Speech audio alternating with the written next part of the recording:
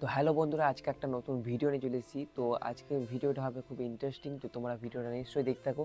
আর আজকের ভিডিওটা হবে 10 টাকার চিপসে বেশি থাকে না 5 টাকার চিপসে বেশি থাকে, তো তোমাদেরকে ওইটা আমি দেখাবো। তো চলো ভিডিওটা শুরু করা যাক।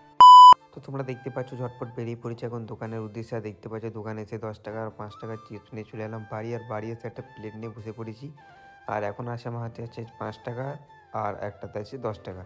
তো ওকে প্রথমে 10 টাকাটা ওপেন করি। তো তোমরা দেখতে পাচ্ছ এখন আমি ওপেনিং শুরু করে দিয়েছি। আর এখন আমি ঢালা শুরু করলাম।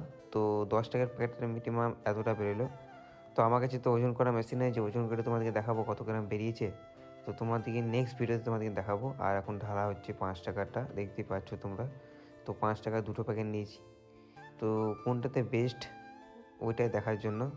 তো দেখতেই পাচ্ছ এখন দুটো ঢালা হয়েছে। তো আমার মনে হচ্ছে বেশি 5 টাকাতে আছে, 10 টাকাটাতে খুবই কম আছে।